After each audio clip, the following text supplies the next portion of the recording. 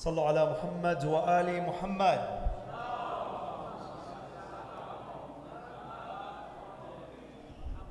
صلوات على محمد وآل محمد.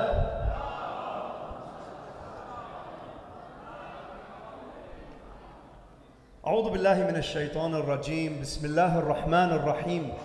والصلاة والسلام على أشرف الأنبياء والمرسلين أبي القاسم محمد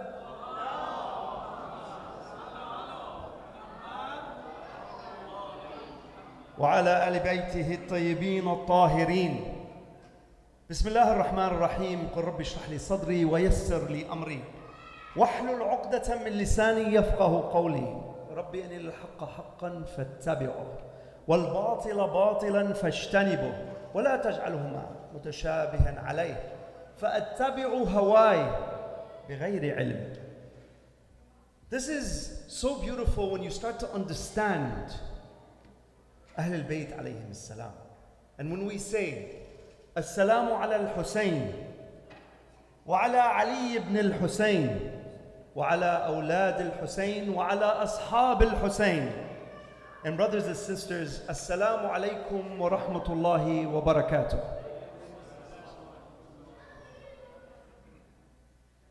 The beauty of utterance, to be able to speak and communicate ideas. When I can circumambulate my tongue and it's transmitted wirelessly to your ear, into a dictionary that is in your mind, and you decode what I'm saying, that's wireless. It was way before we understood cell phones, signals. It's a human element of communication.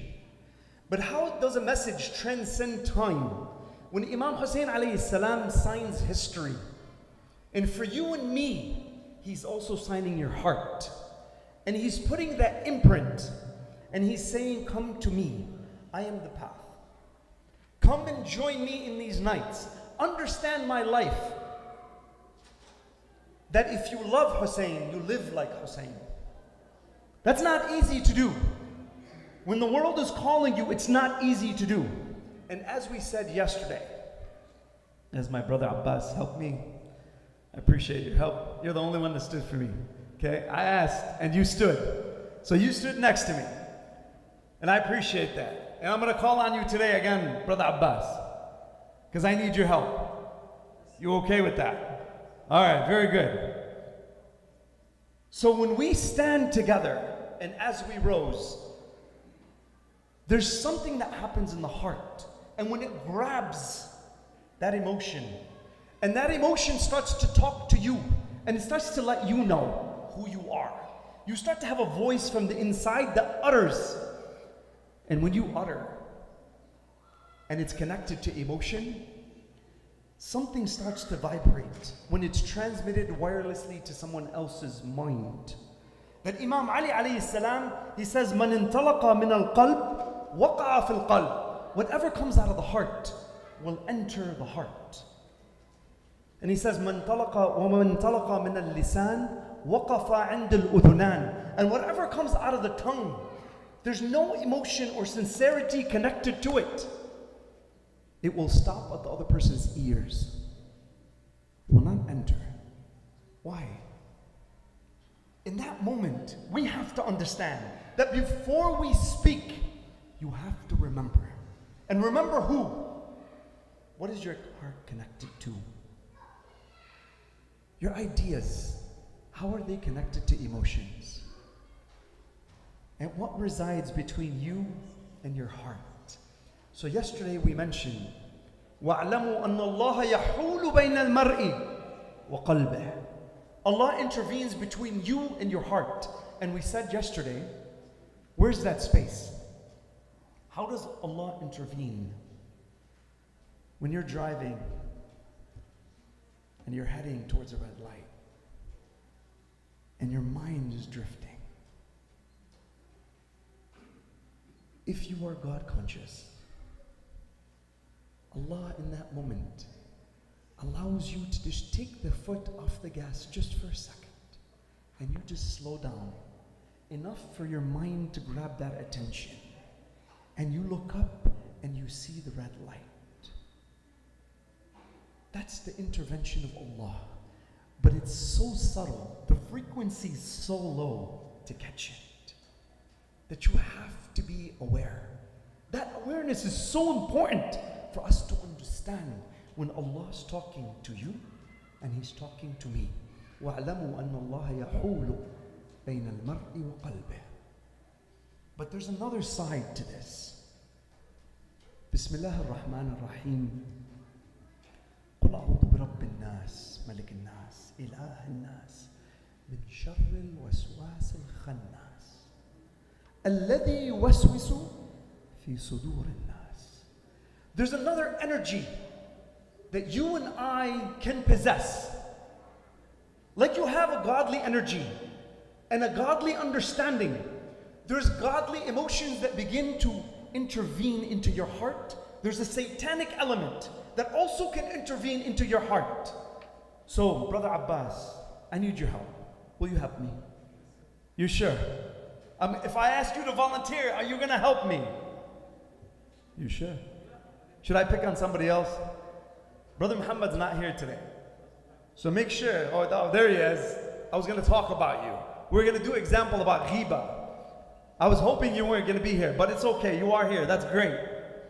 So Brother Abbas, could you stand for a second? Sallu ala Muhammad wa ali Muhammad. Could you take one step forward? All right. You're my star now. That's it. Everybody's going to know who you are. So now, Brother Abbas, there's a thought that may come to mind.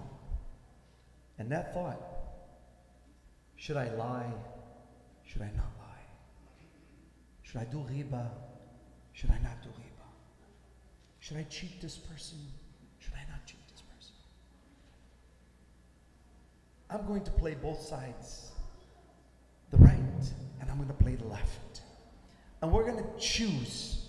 And when in the Quran it says, يَا أَيُّهَا الَّذِينَ آمَنُوا لَا تَتَّبِعُوا خُطُوَاتِ الشَّيْطَانِ. This khutwa that you take, it all starts in one place between you and you. It's one element, it's one movement. It's so tiny that sometimes it's very difficult to pick up. So Brother Abbas, let's say Brother Muhammad is not here. No, you don't have to get up. Thank you. Everybody's ready to go. I love it. Okay. So now, he's not here, and me and you are talking, and you come to me and you say, you know what? Brother Muhammad volunteered. I didn't like that. Could you get me to volunteer today? Because I want the show. And then I say to you, you know what? I don't like Brother Muhammad. I don't like him either. So you know what? I'm okay with that. We start to converse about him. What's happening here? In that moment, the second I accept your message, what am I doing? I just introduced an evil energy into the world and into your mind. In that moment, we start to talk and converse. Take a step to the left. Just one step to the left. Just one step. That step alone, now you just introduced an idea into someone else's mind. It's just a thought. Our ulama says yulqi. Okay? He intervenes and he what? Just casts it into your mind. That's the first step, Brother Abbas. I start to, then that thought doesn't have an energy yet. It's just one concept. It's just a flash that goes through the mind. Now, let's go into memory. Learning in memory in psychology, okay? There's certain aspects where it's called registry memory. Registry memory, if I come to you, and Brother Abbas, I'm talking to you, and then I say one thing to you, then I move away from the subject. It's very difficult to remember that last thought. It's because it's instantaneous. That's how a sin begins. It's instantaneous. It's something so minute and so minor. But now, I come to you. I say, you know what? It's okay.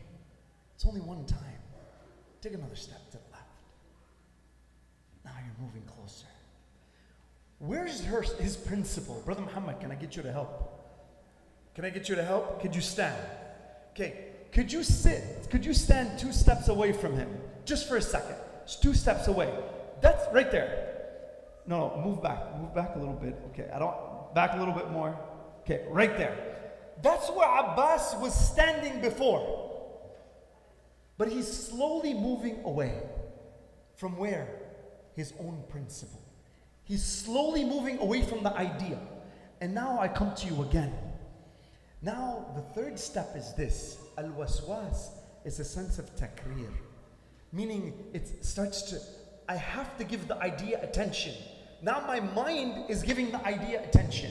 And I start to move a little bit further. Take 1 step further. Now Muhammad, your own self is getting away from you. What would you say to him in that moment? If you're going to stop the sin, because now you're on the 3rd level. There's a rehearsal now, because you're thinking about the sin. This is al-waswasa. So now the sin has got an idea. You're thinking about the sin. What would you say to him to come back? How would you bring him closer to you? Bring him back to his own principle. What would you say to Brother Abbas?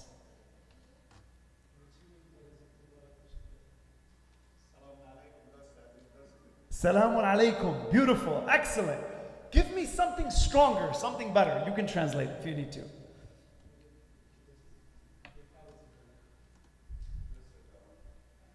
What is that? I love you. Okay. Oh, mashallah. Even better. I love you. I love you too. Okay. At this moment, there's something that has to happen in you and me. Because in the Quran it says, فَمَنِ اتَّبَعَ هُدَايَ فَلَا يَضِلُّ وَلَا يَشْقَى وَمَنْ أَعْرَضَ عَنْ ذِكْرِي فَإِنَّ لَهُ مَعِيشَةً ضَنْكًا وَنَنْشُرُهُ يَوْمَ الْقِيَامَةِ أَعْمَى قال ربي لما حشرتني أعمى وقد كنت بصيرا. I used to see, Ya Allah, but now I've lost it. Allah responds, قل كذلك أتتك آياتنا فنسيتها وكذلك اليوم تنسى. That is your own soul getting away from you. That's you getting away from you. The Allah needs to intervene in this moment. Brother Muhammad, how would you intervene in terms of his mind? How would you bring him back to a godly remembrance? How would you do that? You say, A'udhu billahi minash shaitan rajim. You go back to Allah. You remember Allah in that moment. So that's it. Thank you. I appreciate it. Sallu ala Muhammad wa ali Muhammad. That's 2 nights in a row. Tomorrow, I don't know if I'm going to be able to do it, but I'll try. Sallu ala Muhammad wa ali Muhammad.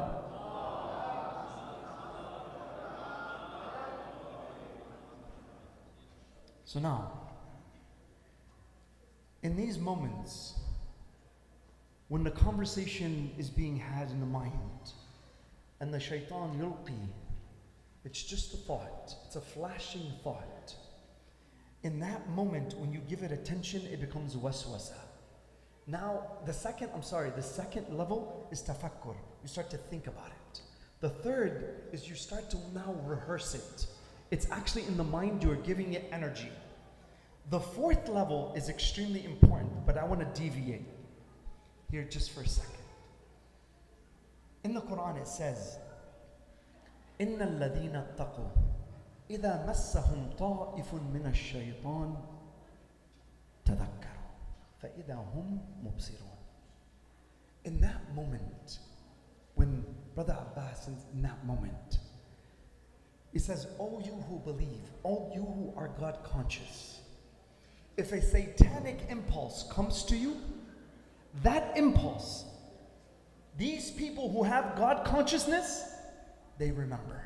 They do dhikr, which is the opposite of indulging in that temptation. Dhikr is the standard. It's the thing that's going to stop you from slipping.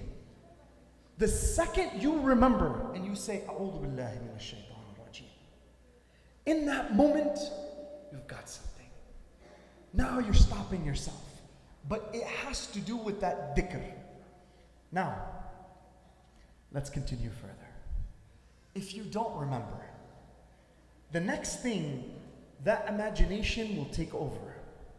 You're starting to now think about it. You'll rehearse it in your mind. Then another ability that you have will touch you. And that ability now is desire. I have an ability to desire something. But in the form of this ability here, what the mind will start to do is something very tricky. It will make the wrong right. And it will make the right wrong. Now you start to justify your action. It's okay, I'm only doing it once. It's not a big deal. To me, everybody makes this a big deal. It's not a big deal to me. You start to justify your actions. You know why we do this? In psychology, there's a reason why we do this. Because there's a concept called cognitive dissonance. Cognitive dissonance is holding on to two cognitions, meaning two ideas that are against each other. Lying, I don't believe in lying, but I just lied. What happens when you go against your own principles? Your actions go against your own principles? What happens?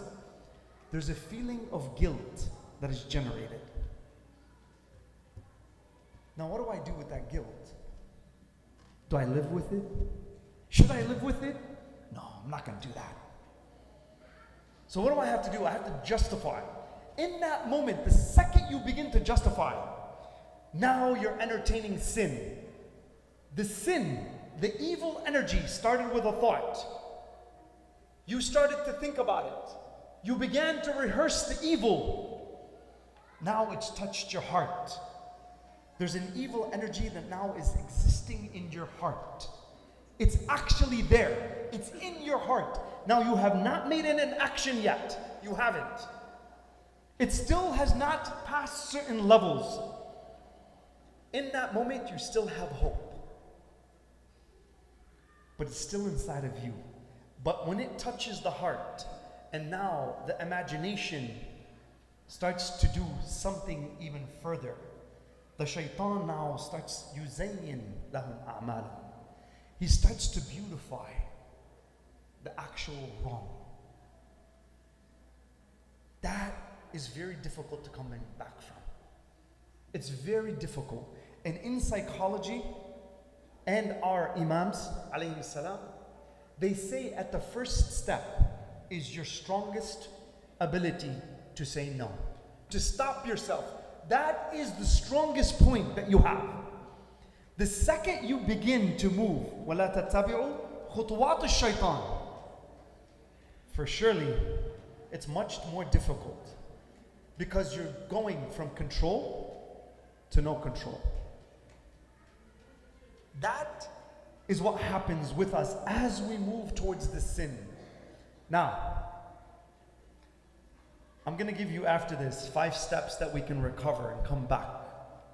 Let's say, and God forbid, now I act on my indulgence and I bring that evil energy into the world. We succeeded in talking about Brother Muhammad. Me and you, we committed the sin. And now, I've gotten to a point in my heart, I feel the guilt. I don't feel right about myself. I go in the middle of the night. Do you guys have basements, by the way? Do you have basements here? Yes? No? Yes? Okay. So me and Brother Abbas, I invite Brother Abbas over and I have a basement.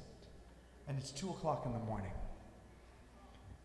We wake up, I wake up Brother Abbas, and we get to the edge of the stairway. And now we look down into the basement, and it's pure darkness. And me and him are conversating. And I tell him, listen, we're not going to turn on the light. You're going to walk downstairs. And Brother Abbas just watched a scary movie. So now the mind is going.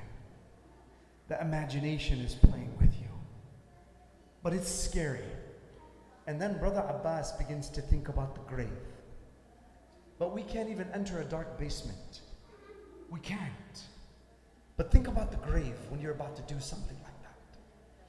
And then when you go down these steps, some of us will go down, you know what will happen? You take a few steps down, your mind will start to play with you, the fear ignites, you'll come right back up. It's too scary. But some of us will make it to the basement. Our eyes will adapt to the light, and we'll begin to see around us that it's not that scary. It's actually a place of peace. It's a place of peace. That the darkness, when my heart enters and I'm trying to clean and cleanse who I am, قَدْ أَفْلَحَ مَنْ زَكَّاهَا قَدْ خَابَ مَنْ دَسَّاهَا. This is to fool yourself. It's al-ghish. I say, Ya Allah, no, I'm not going to do that. I am guilty, but I know I believe in your mercy. I know who you are. And you intervene between me and my heart.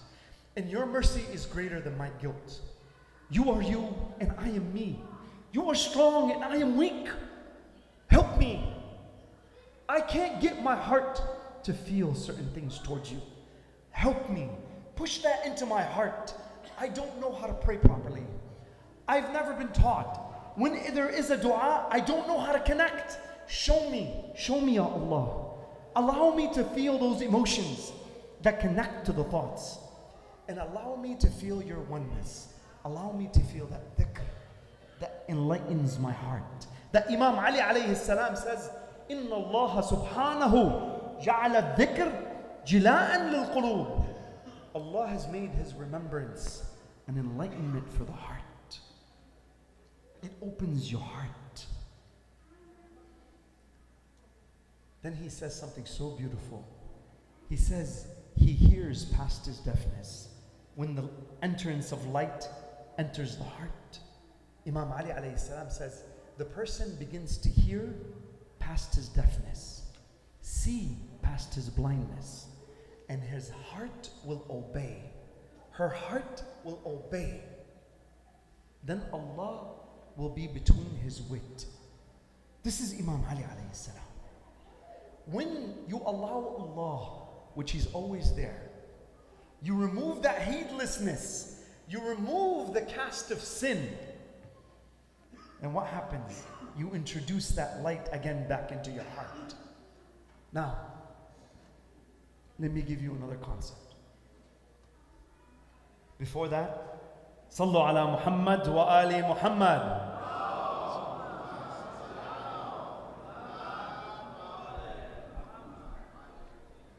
Sin, when we commit it, I'm sure all of you have heard of the hadith, okay? It says, Nuqtatun sawda. It's like a dot that is on the heart. It's a black dot. In the Quran it says, Balla kal, rana ala qulubihim ma kanu yaksibun. Surely, there's a rust, a covering around the heart from what they used to do. So think of sin as something like this. I'm in the darkness, me and Brother Abbas. We made it into the basement. Brother Abbas has a flashlight. He turns it on. That flashlight has a beam. That beam allows me and Brother Abbas to see. But sin is like that black dot on the lens. Think about that just for a second. Every time you lie, which is one of the kaba'ir by the way, every time you allow this thing to speak and you are not telling the truth, you've committed a major sin. That's a major sin. This thing, Imam Ali alayhi salam says, its weight is light, but its sin is heavy. So on that factor, when we are conversing with each other, let's be open. Let's speak from the heart. Let's not fool each other. Let's speak with truth. And if you can't say the truth and you don't have that courage, just don't lie. Just don't lie. Don't allow this thing. It's so small and it will ask you on a day of judgment, why did you do this? I'm so intimate with you. Why did you do this? Because I'm going to burn because of you. So even your body talk, your body parts will actually, they'll talk to you on the day of judgment. So now, in that moment, when we get to a point, when that flashlight starts to build more sin and it starts to accumulate more sin, what happens as that flashlight, and I begin to put more and more and more dots on the flashlight, on that lens. And trust me, I'm talking to myself before I talk to you. I promise you that. I need this as much as you need it. I promise you that. We all need this. All of us. All of us. My mother used to tell me all the time, she's passed. She used to tell me, Wissam, just make this truthful. That's it. Make your iman through your tongue. Just be kind with your tongue. Be kind to people. Speak kindly to others. But more importantly than speaking, when you smile at someone, have it come from your heart. When you speak to someone, have it come from your heart. She's gone. But everything I do today, every word that I utter to you, may Allah bless her eternally. Sallallahu ala Muhammad wa ala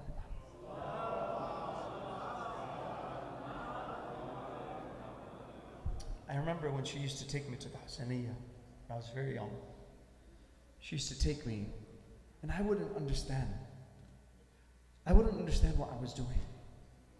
I would just go and look at that. Just my brother there. Just that young little child. Okay, I have a 20-month-old. But he's sitting in the back. He's wearing green, by the way. Okay, look at that. That's so beautiful. To me, it's so important. So bring the kids. Bring them here. Let them live that. Okay, my young brother there. You need to live that. No matter how boring it is, whatever you say, the heart needs to grab that. It needs to grab it. Just to be in this environment. I remember vividly. And when she would take me, I would just sit there. But today, I thank God she did what she did. I thank God every single day. Because I see some of my friends and how they grew. And how they developed. And what they became. And I thank God for my parents. And I've lost both of them. Both of my parents are gone. Don't wait too long. If there's a mother that you haven't talked to, a father that you haven't talked to, if there's relationship problems that you have, call your mother. Call your father. And if even you have a good relationship, after you leave now, or if you haven't seen them, call them, say, you know what? I love you. I care for you. Is there anything you need? How can I serve you? And for my young brothers and sisters, if you truly want to care for your parents, go into a form of servitude. Serve your parents. Serve them. Tomorrow, wake up and make breakfast. Just make breakfast for your parents. Get some eggs, break them, mess them up, put the shells in there as well. It doesn't matter. But make that a habit. Serve your parents. Take care of them. So, when we do this, the heart becomes alive. So what do we do? I'm going to give you 5 quick steps. What do we do if we have committed the sin? Here's something how you can elevate. And I'll finish with this. How do we recover? Ya Allah, I've come to you. I've committed the sin. I've done the wrong. I feel the wrong. Now what do I do to recover? Here's the key point. Here's why our ulama are so important. Here's why Ahlul Bayt are so important. Here's why the Prophet is so important. Sallu ala Muhammad wa ali Muhammad.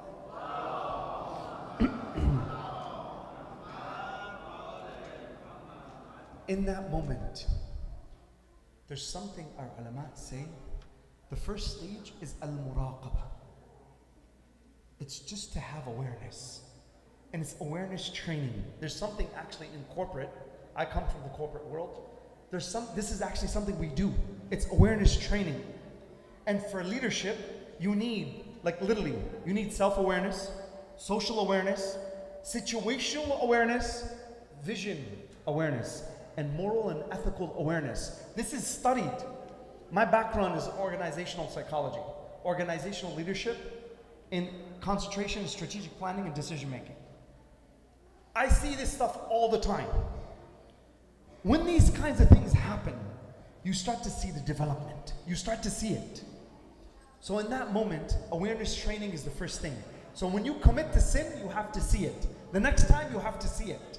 That's the first step. Thank you so much. Sallu ala Muhammad wa ala Muhammad.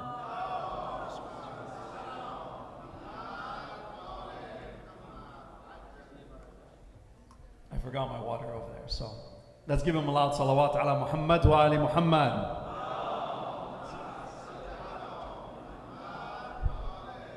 The second step, I now know what I've done wrong. I make a list. I now know what I've done wrong. I know my triggers. I know habitual understanding of myself. The second step is al-muhasaba. I start to hold myself accountable. I start to see the sin when it's coming, but I hold myself accountable. But I ask myself, why did I do this? Is this subconscious? Is it conscious? Is it implicit? Is it explicit? What is it? Where does it come from? Why is this happening to me? That's number 2. Number 3 is al-mu'ataba. Number 1 and number 2 is psychological, cognitive. Number 3 is emotional. Al-mu'ataba, I feel remorse for the sin. That's number 3. I have to feel that guilt. I have to. And in Dua Kumail it says, Ataytuka ya Rabbi, I've come to you, O Allah. He describes 9 different emotions. Munkasira, I'm broken. Mu'tarifa, I'm admitting, Oh Allah, I'm coming to you. And my heart is in a state of submission in front of you. So now, ba'atib nafsi, meaning I go to a point where I start to talk to myself. Why did you do this? What is the reason you did this? This is not you. Straighten up and fight. The next step is al-muharaba. Now, this is where the real battle happens. And please just listen to this point. Al-muharaba is when you begin to fight the self. In that moment, the next time you're in the ring and you have to make a decision between a willpower thought and a temptation thought. Should I commit the sin? Should I not? I'm going back and forth. And my mind has touched my heart and I want this thing. Now there's a want. Even if it's wrong, I want it. But I fight. I fight. And when I fight, this is the key point. Again, in psychology, what happens in this moment is the human engineering of your own mind. In this moment, something happens that is so beautiful or so damning. Why? There's something in your mind called dopamine. And dopamine is the reward system.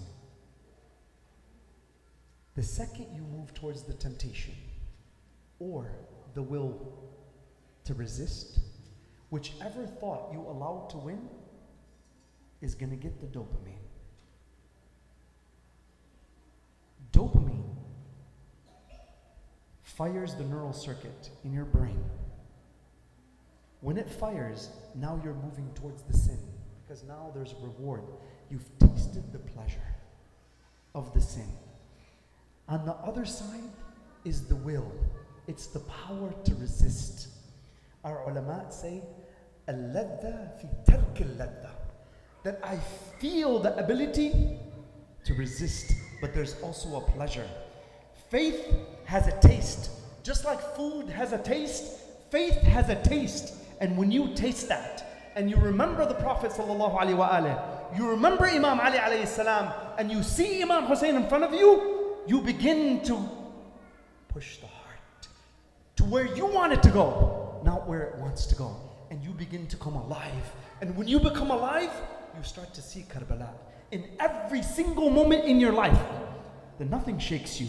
And when the salah is raised, your heart begins to now maneuver. Why? Because Tawheed is in your heart. You're starting to maneuver with your heart through the remembrance of Allah Azza wa Jalla.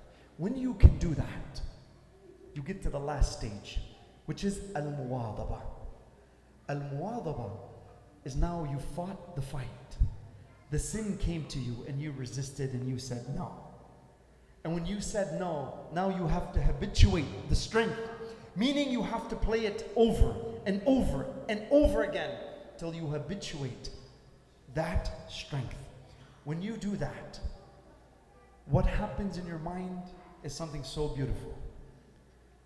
You begin to have this something called al-izzah. What?